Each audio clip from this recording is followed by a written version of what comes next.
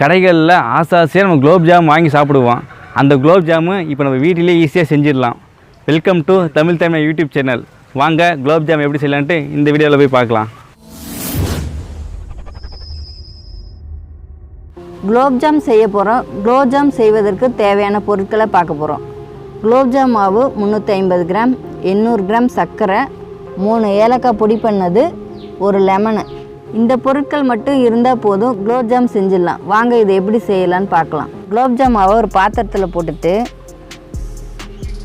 இப்போ மாவு பிசைஞ்சிக்க போகிற தண்ணி ஊற்றி, எந்த கப்பால் மாவு அளக்குறீங்களோ அந்த கப்பால் 1/4 கப்பு தண்ணி ஊற்றி குலோப் ஜாம் மாவை பிசைஞ்சிக்கணும்.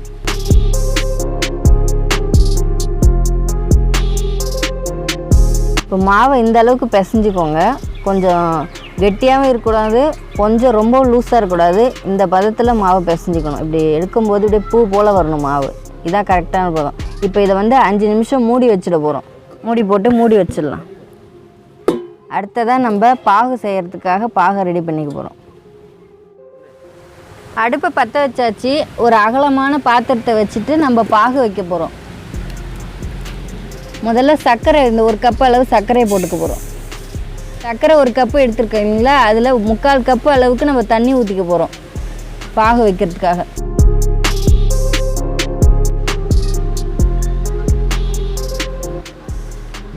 அங்கே போதுமாம்மா? சர்க்கரை பாகு நல்லா கொதிச்சிருச்சு.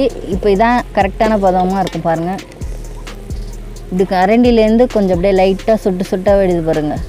இந்த அளவுக்கு இருந்தால் போதும். இப்போ நம்ம இதில் 1 ஸ்பூன் எலுமிச்சம்பழம் ஊற்றிக்க போகிறோம். இதை கட் பண்ணி ஊற்றிக்க போகிறோம். எலுமிச்சம்பழம் எதுக்கு ஊற்றுறோன்னா, பாகு இப்போ கட்டியாகாமல் இருக்கிறதுக்காக. நம்ம எப்படி இப்போ இறக்கி வைக்கிறோமோ அதே ஸ்டேஜிலே இருக்கும். பாகு மெல்ட் ஆகாமல் இருக்கிறதுக்காக தான் எலுமிச்சம்பழம் ஊற்றிக்க போகிறோம். இப்போ 1 ஸ்பூன் அளவுக்கு ஊற்றிக்க போகிறோம்.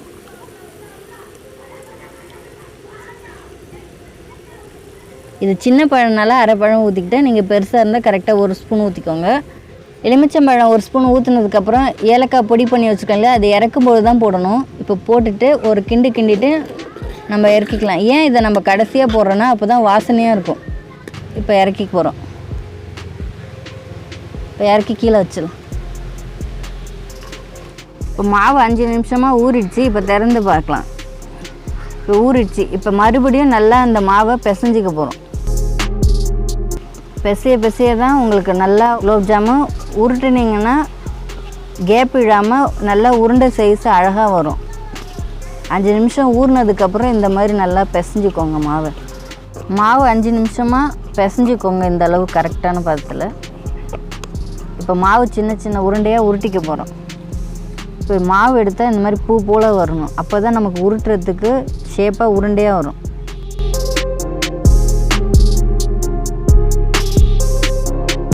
கொஞ்சமாக மாவு எடுத்து இந்த மாதிரி ரவுண்டாக அப்படி இந்த சைஸுக்கு எல்லா மாவையும் உருட்டிக்க போகிறோம். ஒரு பாத்திரத்தில் வச்சுட்டு கொஞ்சமாக மாவு எடுத்து உருட்டிக்கோங்க.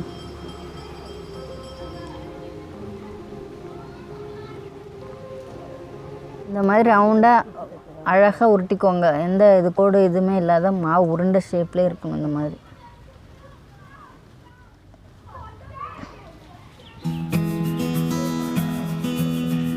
அடுப்பு பற்ற வச்சாச்சு. இப்போ நம்ம வானலை வச்சுக்க போகிறோம். வானல் சூடாயிடுச்சு. எண்ணெய் ஊற்றிக்க போகிறோம். எண்ணெய் சூடாயிடுச்சு. இப்போ உருட்டி வச்சுருந்த குலோப் ஜாம் மாவில் ஒன்றா எடுத்து நம்ம போட போகிறோம்.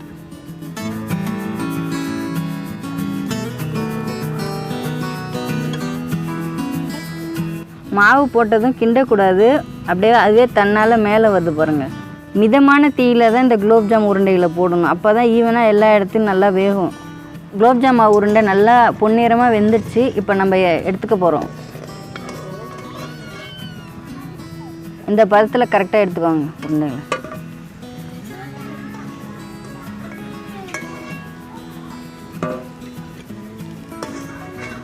இதே போல் எல்லா உருண்டைகளையும் போட்டு எடுத்துக்கலாம். எல்லா உருண்டைகளையும் எண்ணெயில் போட்டு பொரித்து எடுத்து வச்சாச்சு. இதை 1 நிமிஷம் ஆற வச்சுட்டு நம்ம பாகில் எடுத்து போட போகிறோம்.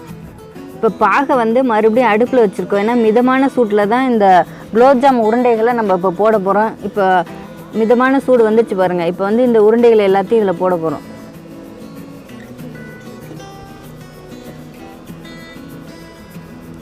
கொஞ்சம் அகலமான பாத்திரமாக வச்சுக்கோங்க. பாகு செஞ்சிங்கன்னா அப்படின்னா தான் இந்த உருண்டைகள் வந்து தனித்தனியாக இருக்கும், ஊறும். அப்போ தான்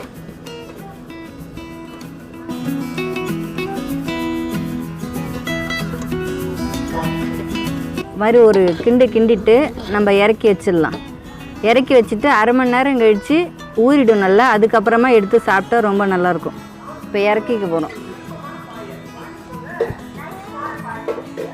எல்லாமே நல்லா ஊறிடுச்சு. இப்போ ஒரு பாத்திரத்தில் மாற்றிக்க போகிறோம்.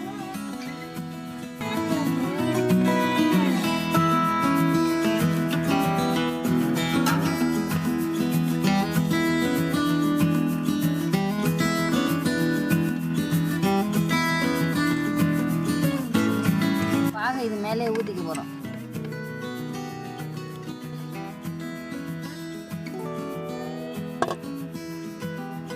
இப்போ குலோப்ஜாம் ரெடி ஆயிடுச்சு. இது எப்படி டேஸ்ட் இருக்குன்னு ரவி சொல்லுவார்.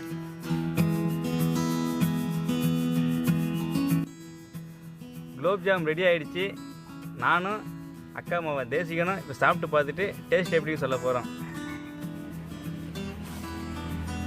பாருங்கள், குலோப்ஜாம் சாஃப்டாக நல்லா உடஞ்சிருக்கு பாருங்கள்.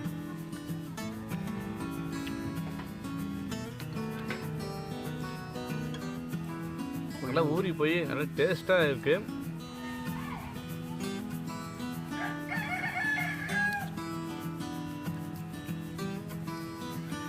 சர்க்கரை பாவில் ஊறினதும் வாயில் சாப்பிட்டவொடனே நாக்கில் கரைஞ்சி அப்படியே உள்ளே போகுது. நீ வீட்டில் எளிய முறையில் சூப்பராக செஞ்சிடலாம். நீ கடையில் போய் வாங்கணும்னு அவசியம் இல்லை.